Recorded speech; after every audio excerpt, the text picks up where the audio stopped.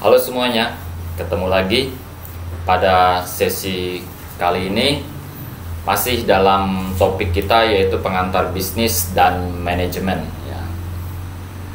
Oke, saya akan melanjutkan. Ini adalah sesi kelima dari topik kita mengenai pengantar bisnis dan manajemen.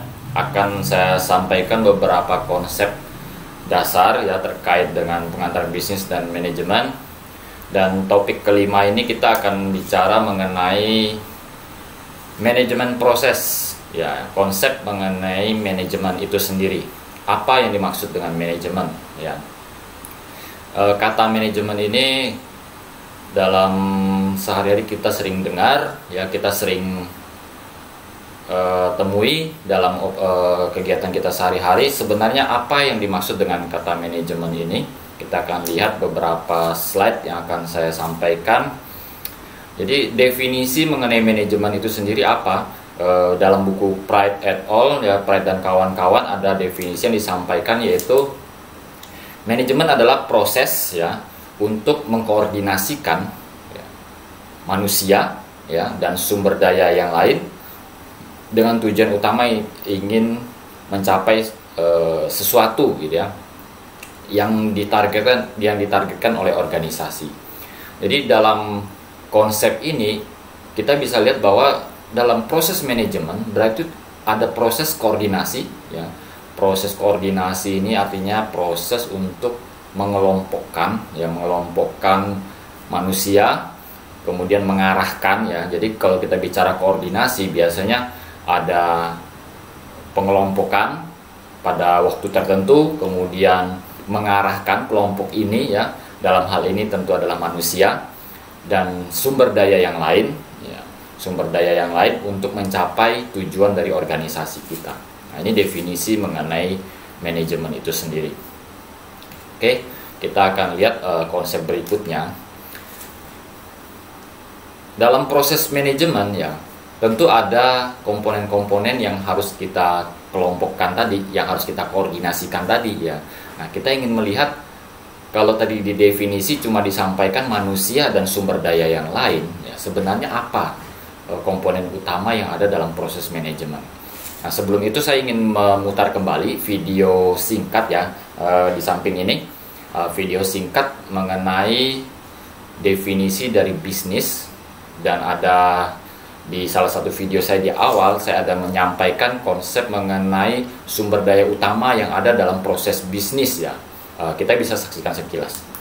Itu apa? Nah, di dalam bukunya Pride ada 4 disebutkan sumber daya utama yang harus dipahami oleh kita sebagai pengelola bisnis. Yang pertama tentu adalah manusia, human resources. Ya kalau dalam contohnya Mbah yang jual sayur tadi adalah dirinya sendiri, termasuk juga mungkin jaringannya ya. Kemudian material resources ya alat-alat perdagangan dia ya, sayur-sayur yang dia jual itu disebut dengan material resources, sumber daya yang terlihat berupa mata. Kemudian informational resources ini contohnya apa? Ya ibu ini akan melihat harga sayur ini dari agen hari ini berapa, kemarin berapa, apakah terjadi kenaikan, penurunan, kira-kira hari ini hari libur, hari libur ini berarti harusnya banyak orang ke pasar, dia akan stok lebih banyak. Nah itu contoh informational resources. Jadi ibu ini mengumpulkan informasi yang diperlukan dalam bisnis dia. Kemudian financial resources tentu adalah permodalan misalnya, atau pinjaman ke bank ataupun dari investor ya. Jadi financial resources bicara soal uang yang berputar dalam bisnis tersebut. Ini adalah 4 sumber daya yang dikelola dalam bisnis yang kita sebut dengan effort tadi ya. Baik, nah itu tadi video singkat mereview kembali ya yang pernah saya sampaikan di video berikutnya. Dan kalau kalian mau tahu the 4 main resources of management ya, 4 sumber daya utama yang ada dalam proses manajemen sebenarnya sama ya, mirip dan sama dengan 4 sumber daya yang kita kelola dalam proses bisnis ya. Mungkin kalau kita ulangi sekilas ya, jadi yang pertama adalah material resources tadi. Jadi dalam proses manajemen kita akan mengelola sumber daya yang berupa fisik material. Apa saja sumber daya itu? Tentu sangat banyak macam ya. Misalnya mesin, bahan baku ya, berupa fisik benda, itu termasuk dalam material resources. termasuk lahan, ya, itu juga material resources. Nah, kemudian sumber daya yang kedua dalam proses manajemen adalah human resource. Tadi juga disampaikan di video sudah. Jadi human resources ini bicara sumber daya manusia kita. Misalnya saya sebagai seorang manajer, maka saya mengelola beberapa staf, karyawan di bawah, ya, termasuk saya berkoordinasi dengan pimpinan-pimpinan saya di dalam organisasi yang ada. Ini masuk dalam kategori human resources yang harus kita kelola dalam proses manajemen. Dan yang ketiga yaitu financial resources. Financial resources seperti di video tadi juga sudah disampaikan, berarti ini bicara sumber daya berupa finance, ya, finansial, keuangan. Karena memang kita lihat kondisi sekarang, ya, di operasional bisnis dan organisasi, keuangan ini sampai saat ini adalah absolut yang perlu diperhitungkan dalam pengelolaannya. Dalam artian begini, dalam organisasi kita proses produksi, proses operasional organisasi, itu pasti ada biaya dan input dan output dari financial resources ini yang harus kita kelola dengan baik. Contohnya biaya operasional, ya, untuk beli mesin, untuk membayar gaji, ya, kemudian pendapatan yang masuk dari penjualan, itu semua adalah financial resources yang harus kita kelola dengan baik. Kemudian sumber daya yang terakhir yaitu informational resources. Pada beberapa dekade yang lalu, informational resources ini mungkin tidak menjadi perhatian khusus, ya, tidak menjadi sumber daya yang harus diperhatikan dalam proses manajemen maupun bisnis. Tetapi kita lihat pada beberapa dekade belakangan ini, informational resources ini menjadi salah satu bagian yang tidak terlepaskan dari sumber daya dalam proses bisnis maupun manajemen. Mengapa hal ini bisa terjadi? Hal ini sangat didukung dengan perkembangan teknologi yang ada. Perkembangan teknologi yang ada menyebabkan proses bisnis berubah total, ya, karena semua proses bisnis yang dulu sangat tergantung dengan sumber daya fisik, keuangan, manusia yang beroperasi secara manual, kemudian perlu kontak fisik, saat ini sudah sangat berubah total, sehingga informational resources ini sangat mendukung proses bisnis yang ada saat ini dengan bantuan teknologi yang ada. Teknologi informasi, kita lebih sering mengenal teknologi informasi. Contohnya adalah seperti video call ini, ya, video di YouTube ini adalah proses mengubah data mentah yang ada, kita menjadikan ini sebagai informational resources yang ada dalam organisasi. Oke. Nah, jadi 4 sumber daya utama inilah yang kita akan kelola, baik itu material resources, human resources, kemudian financial resources, kemudian informational resources. Ini menjadi 4 sumber daya utama saat ini yang harus kita fokuskan dalam pengelolaan manajemen kita untuk mencapai tujuan dari organisasi kita. Oke, kita lanjutkan, ya. Kemudian konsep berikutnya yaitu basic management function. Nah, kita tadi sudah mendefinisikan manajemen sebagai proses, ya, untuk mengelola atau untuk mengkoordinasikan sumber daya yang ada untuk mencapai tujuan organisasi. Nah, proses untuk mengkoordinasikan ini dan mengelola inilah yang akan kita bahas pada basic management function ini. Seperti apa proses yang kita bisa lakukan? Nah, yang pertama adalah planning. Ya, jadi ada 4 sebenarnya, ada 4 proses utama atau fungsi utama dalam manajemen, yaitu planning, organizing, leading, kemudian controlling. Jadi 4 ini menjadi fungsi utama dalam proses manajemen yang ada selama ini, ya. Kita lihat yang pertama adalah planning. Nah, dalam proses planning, kalau kita terjemahkan, ya, ke bahasa Indonesia, bisa mungkin kalian semua sudah tahu artinya perencanaan, ya. Kita merencanakan. Jadi dalam proses ini kita merencanakan sejak awal, sebelum proses-proses lainnya berjalan, kita sudah melalui tahap ini, yaitu perencanaan. Apa yang dimaksud dengan perencanaan di sini? Perencanaan artinya kita memperhitungkan. Ya, kalau saya beri contoh simpel adalah biaya produksinya berapa, kira-kira keuntungannya berapa. Hal seperti itu kita perhitungkan di bagian perencanaan. Kemudian target pasar kita siapa, misalnya, kita rencanakan di situ. Ya, itu adalah contoh tujuan dari perencanaan. Nah, untuk proses ini ada satu tools ataupun alat yang paling sering digunakan biasanya, ya. Saya akan memperkenalkan yang disebut dengan SWOT, ya. SWOT analysis, analisis SWOT, ya. Kalau kalian mungkin di SMA, saya yakin juga sudah pernah dengar istilah ini, ya. SWOT ini di SMK maupun SMA mungkin beberapa guru juga sudah ada menyampaikan konsep ini. Sangat simpel sebenarnya. SWOT ini singkatan ya. Singkatan dari 4 kata, yaitu yang pertama adalah strength ya. Strength-nya artinya apa? Kekuatan ya. Nah, dalam perencanaan kita harus memperhitungkan kekuatan organisasi kita itu apa. Ya, kita memiliki kekuatan apa di dalam organisasi kita. Misalnya SDM yang masih berusia muda itu adalah contoh kekuatan yang ada dalam organisasi kita. Ya, nah, contoh lainnya kalian bisa cari nanti di kasus-kasus yang ada nanti ya. Kemudian yang kedua adalah huruf W, ya. W ini artinya weakness, kepandekan dari weakness. Ya. Jadi strength, weakness. Nah, weakness ini apa? Dari artinya kita mungkin sudah bisa menduga ya. Weakness ini bicara kelemahan. Jadi tentu organisasi kita juga memiliki kelemahan. Ya, kelemahannya misalnya apa? Kurangnya pengalaman kerja misalnya. Karena tadi kan usia sumber daya kita, SDM kita rata-rata usia muda kan. Tentu mereka memiliki kelemahan, yaitu apa? Kurangnya pengalaman di lapangan misalnya. Nah, ini juga menjadi kelemahan kita. Ya, mungkin yang lainnya lagi kalian bisa coba definisikan di contoh-contoh case yang akan datang. Ya. Kemudian yang ketiga yaitu huruf O. O ini opportunities ya. Kependekan dari opportunities, kalau kita artikan bahasa Indonesia artinya peluang ya. Peluang. Peluang ini apa? Nah, peluang ini kita sudah bicara faktor eksternal organisasi kita. Tadi kalau strength and weakness itu kita bicara dari dalam diri organisasi kita. Maka opportunities ini kita sudah bicara faktor eksternal. Opportunities itu peluang. Peluang apa yang ada di luar sana? Nah, misalnya peluangnya adalah, contohnya peluangnya adalah kalau bisnis kita tadi ya, kita usia muda, kemudian kita punya kelemahan kurangnya pengalaman, tapi kita memiliki peluang apa? Pasar yang masih terbuka luas misalnya. Produk kita ini masih memiliki potensi pasar yang besar, karena sekarang trennya anak muda misalnya kita memproduksi pakaian misalnya kaos yang warna-warni misalnya. Nah, trennya sekarang adalah anak-anak muda sekarang dengan berkembangnya sosial media, mereka ingin eksis, maka pakaian yang warna-warni ini peluangnya sangat besar di luar sana. Ini contoh ya.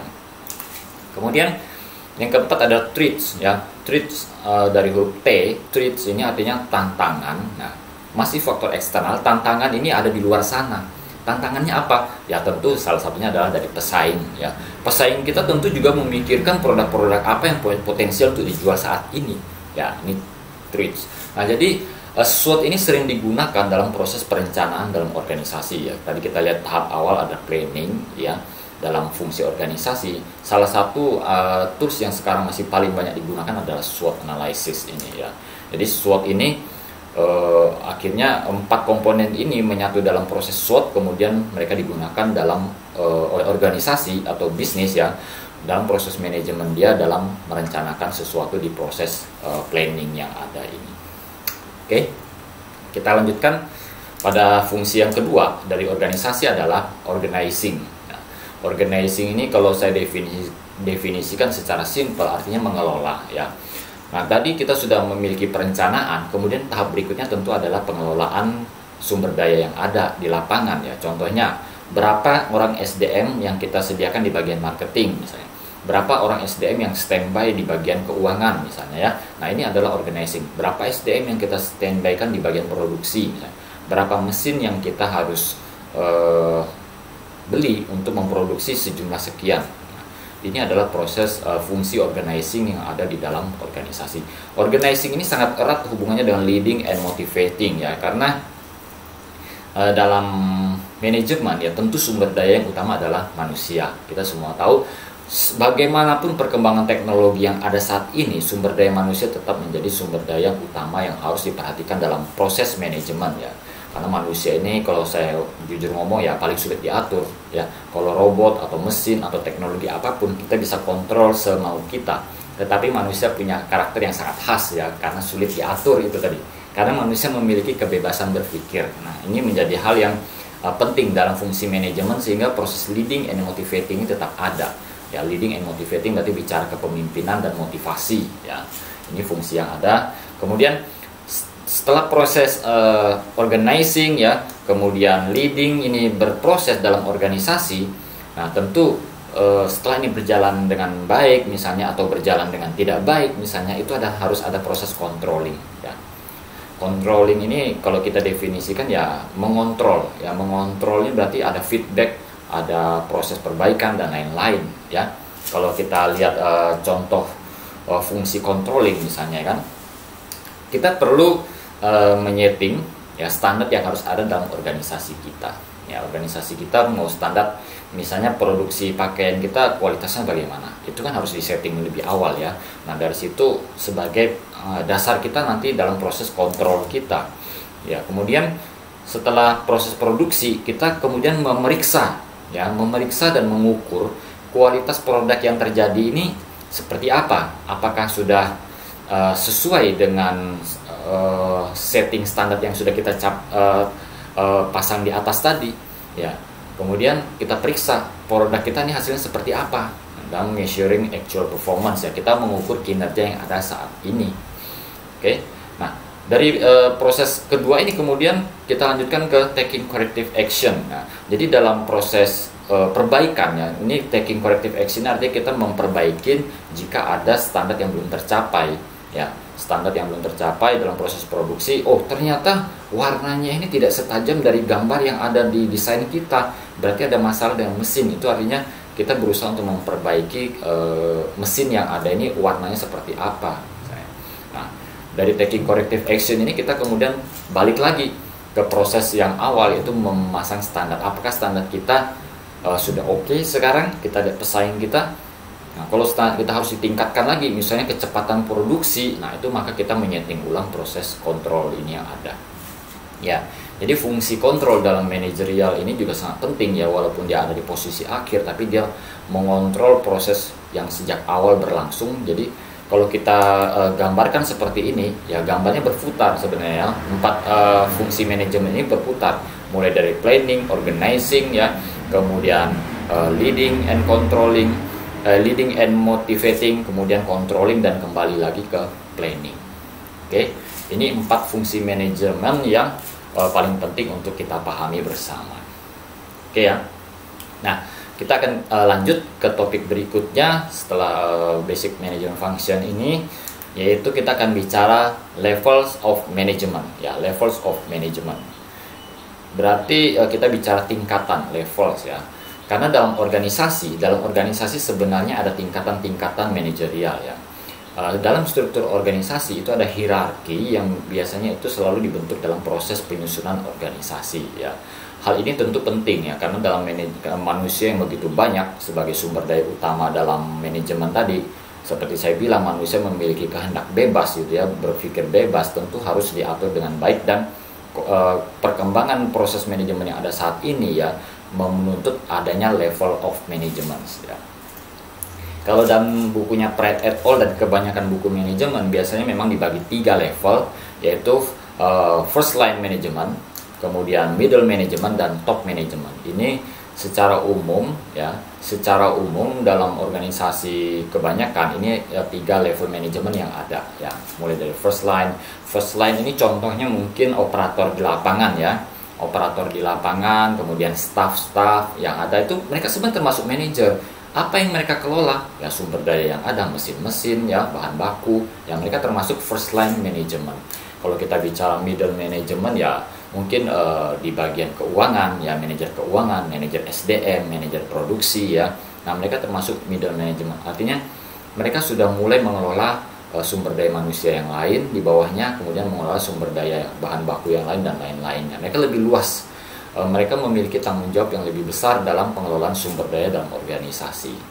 Kemudian top management, nah top management ini berada di atas ya, biasanya berada di puncak dalam organisasi. Mereka mengelola tentu jauh lebih luas lagi, dan ciri-ciri khasnya nanti kalian akan dapatkan di mata kuliah yang lain yang lebih spesifik ya. Top management ini lebih banyak bicara visi dan misi jangka panjang organisasi. Itu contohnya seperti itu. Oke, kita akan lanjutkan sekarang ke topik berikutnya, yaitu key skills of successful managers. Jadi managers ini identik dengan personal pribadi manusia ya. Nah kalau kita bicara personal pribadi, tentu maka kita akan bicara keterampilan ya, karakter dan lain-lain hal lainnya yang sangat terkait dengan seorang individu manusia. Nah, untuk menjadi seorang manajer yang berhasil ya, ada beberapa skill utama yang harus dimiliki ya. Ini menurut banyak riset ya, banyak penelitian sudah menunjukkan skill-skill utama inilah yang harus dimiliki oleh manajer yang berhasil. Apa saja skill utama tersebut? Kita akan lihat. Yang pertama adalah analytic skills ya. Analytic skills ini kita bicara mengenai kemampuan analisis. Nah, kemampuan analisis contohnya adalah membaca peluang pasar ya, kemudian melihat potensi-potensi produk yang mungkin untuk dijual ya, kemudian membaca laporan keuangan. Itu juga hal-hal teknis yang terkait dengan analytic skills ya, bagaimana kita menganalisis kondisi yang ada sekarang di lingkungan internal kita dan lingkungan eksternal kita. Kalau saya bicara contoh realnya adalah bagaimana kita menyusun SWOT analysis tadi, itu termasuk analytic skills ya. Kemudian yang kedua adalah interpersonal skills. Interpersonal skills ini bicara mengenai hubungan antar manusia. Nah, bagaimana seorang manajer mampu mengelola komunikasinya dengan sumber daya manusia yang lain di dalam organisasinya, baik itu dengan di bawahnya maupun dengan di atasnya ya. Nah, jadi pada topik ini saya ingin beri contoh, misalnya kita pada posisi middle management ya. Middle management ini kadang-kadang kalau pengalaman saya itu sering berada pada posisi yang sangat sulit ya. Mereka berada di tengah. Karena apa? Mereka berada di tengah-tengah antara top management dan lower posisi first line management tadi ya, sehingga mereka kecenderungannya mereka harus banyak berhubungan dengan SDM yang di atas dan di bawah. Nah, ini memerlukan interpersonal skills yang baik ya dalam operasional sehari-hari mereka sebagai seorang manajer. Dan termasuk juga tentu interpersonal skills dengan komponen SDM di luar organisasi kita, misalnya dengan kolega bisnis kita, dengan konsumen termasuk ya. Ini memerlukan interpersonal skill yang sangat khusus. Nah, yang ketiga adalah skills yang tentu sangat penting juga dalam operasional, ini khususnya dalam operasional organisasi, yaitu technical skills ya. Seorang manajer boleh memiliki kemampuan analisis yang bagus ya, hubungan antar manusia yang bagus, tapi mereka juga harus memiliki kemampuan teknis yang bagus dalam operasional organisasi.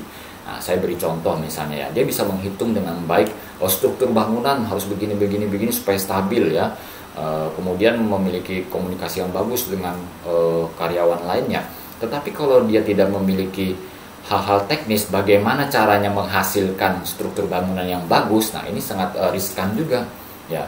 Misalnya dia harus ke lapangan, kemudian dia memeriksa, seperti tadi kan dalam fungsi manajemen ada yang namanya controlling kan. Nah, dia harus memeriksa ini kualitas bangunan ini apakah sudah betul-betul sesuai dengan standar kita. Nah, itu tentu seorang manajer harus memiliki kemampuan teknis juga yang cukup baik ya. Termasuk saat ini adalah bagaimana pemanfaatan teknologi yang ada. Nah, teknologi terus berkembang. Jadi bagi saya pribadi ya, seorang manajer harus istilahnya apa ya, mampu mengikuti perkembangan teknologi. Ya, kita tidak bicara usia. Ya, usia itu cuma angka kan. Orang sering bilang kalau kita punya kemauan, kita pasti bisa mengikuti perkembangan teknologi yang ada.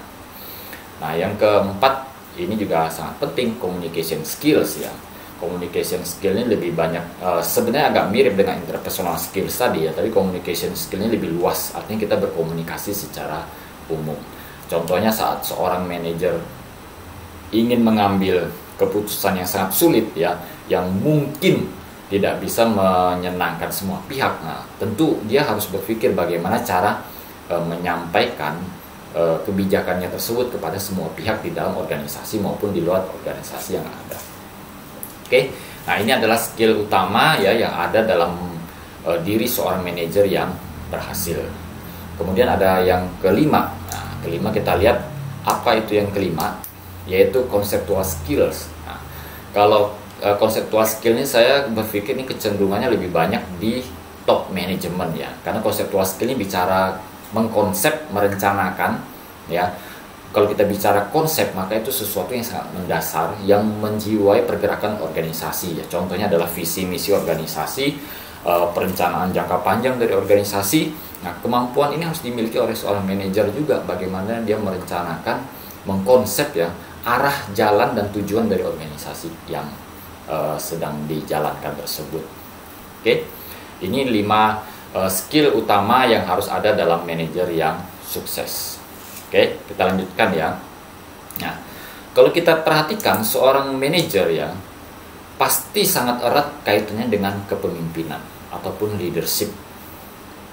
Oke, nah kepemimpinan ini menjadi hal yang sangat penting dalam fungsi manajemen. Ini kalau kita lihat dari di empat fungsi utama manajemen tadi ya, ada 4 fungsi utama manajemen. Salah satunya adalah leadership and motivation. Ya, ini menjadikan konsep mengenai kepemimpinan ini penting untuk kita bahas sekilas ya dalam pertemuan kali ini. Nah, ada beberapa macam tipe kepemimpinan. Yang pertama adalah autocratic leadership. Autocratic leadership ini identik dengan kepemimpinan yang absolut ya. Kepemimpinan yang sedikit mendikte juga sebenarnya ya. Dia mengarahkan sesuatu berdasarkan konsep yang sudah dia rancang sendiri. Jadi dia mengarahkan semua sumber daya yang ada ke arah sana, maka semua yang lain mengikuti. Ini namanya autocratic leadership. Ini banyak sampai saat ini banyak organisasi yang menggunakan konsep ini. Kepemimpinan yang ada dalam organisasi menggunakan konsep ini. Bahkan negara juga ada yang menggunakan konsep seperti ini. Nah, untung ruginya tentu ada, ya. Untung ruginya tentu ada. Kemudian yang kedua adalah participative leadership. Participative leadership. Ya, kalau dari namanya kita bisa membayangkan participative leadership ini berarti kepemimpinan yang berperan aktif ya, ikut aktif dalam pergerakan organisasinya. Dia tidak hanya sekedar mengarahkan, tapi dia juga menjadi bagian dari pergerakan organisasi tersebut. Ya, dia ikut terlibat aktif. Makanya disebut dengan participative leadership. Nah, ada yang ketiga yaitu entrepreneurial leadership. Ini konsep kepemimpinan yang cukup berkembang akhir-akhir ini ya, karena entrepreneurial seperti pertemuan kita yang lalu ya, bicara kreativitas, bicara melihat peluang ya, kondisi yang perkembangan bisnis yang semakin dinamis saat ini yang menuntut banyak organisasi mulai menerapkan konsep style of leadershipnya entrepreneurial leadership ya. Entrepreneurial leadership berarti kepemimpinan yang bersifat entrepreneur gitu ya. Dalam salah satu penelitian saya ada, kalian boleh cari di internet ya, penelitian saya mengenai KM, knowledge management ya. Di situ ada faktor-faktor utama yang bisa menyebabkan proses KM ini berjalan dengan baik di Indonesia ya. Ada salah satunya adalah knowledgepreneur leadership ya. Knowledgepreneur leadership ini artinya kepemimpinan yang berbasis pengetahuan dan memiliki karakter entrepreneurial. Ternyata benar ya. Konsep ini sejalan dengan di bukunya Pratt ini sejalan dengan hasil penelitian saya bahwa entrepreneurial leadership ini sangat penting ya pada kondisi bisnis yang sangat dinamis saat ini misalnya. Ya tentu 3 macam gaya kepemimpinan ini memiliki kelebihan dan kekurangannya masing-masing ya. Contohnya kalau entrepreneurial itu terkadang ke organisasi yang menggunakan karakter ini ya, kalau tidak terkontrol dengan baik ya, organisasi ini bisa arahnya tidak jelas, kadang ke sini, kadang ke situ ya. Saking dinamisnya itu jadi tidak punya kestabilan arah. Nah, ini juga kalau tidak dikontrol dengan baik berisiko juga terhadap organisasi kita. Oke. Nah, itu tadi adalah konsep-konsep yang sudah kita bahas dalam teori tentang manajemen ya. Jadi kita ada beberapa isu lain yang perlu kita perhatikan dalam konsep mengenai manajemen ini ya, yaitu bicara mengenai managerial decision making ya, ke proses pengambilan keputusan manajemen ini menjadi proses yang cukup kompleks juga sebenarnya. Kalian bisa baca lebih detail di bukunya Pratt, ada dijelaskan, saya tidak jelaskan lebih detail. Ini nanti kalian juga akan dapatkan di mata kuliah MSDM ya, mata kuliah sumber daya manusia, itu juga ada bahas lebih detail. Kemudian managing total quality ya, total quality management ini juga konsep yang berkembang saat ini. Ini sejarahnya mulai dari ada di Jepang banyak menerapkan ya konsep total quality management, kalian juga mungkin pernah dengar, dan beberapa konsep-konsep lain masih ada di buku Pratt et al. Saya tidak jelaskan detail ya, itu kalian bisa baca sendiri nantinya ya. Oke, jadi saya bisa simpulkan pada sesi ini kita sudah membahas apa itu manajemen ya, secara simpel ya, apa itu manajemen. Kemudian sumber daya apa yang kita kelola dalam manajemen. Kemudian fungsi-fungsi utama dalam manajerial kita sudah bahas. Kemudian level of management kita sudah diskusikan juga tadi sekilas. Kemudian key skills of managers, skill-skill utama yang harus dimiliki oleh seorang manager kita sudah diskusikan juga. Dan yang terakhir tadi kita bicara styles of leadership. Jadi 6 topik ini kita bahas pada sesi ini. Semoga bisa memberikan arah yang pemahaman yang jelas ya mengenai konsep dasar manajemen untuk kita semua. Nah, untuk case yang kelima ya, saya ingin memberikan case yaitu kalian ceritakan kira-kira dari styles of leadership yang ada tadi, yang saya jelaskan tadi ya, styles leadership seperti apa menurut kalian ya yang paling sesuai untuk diaplikasikan saat ini. Nah, ini case-nya silakan dijawab ya. Semoga kalian bisa menceritakan hal-hal yang menarik dalam pemilihan styles of leadership kalian berikan argumennya atau alasannya mengapa style leadership ini yang kalian pilih, yang menurut kalian akan kuat bagi organisasi pada kondisi bisnis yang semakin dinamis saat ini. Oke, semuanya ya, saya sampaikan terima kasih atas kesediaannya sudah menyaksikan video ini. Semoga bisa bermanfaat untuk kita semuanya. Thank you, terima kasih, sampai jumpa.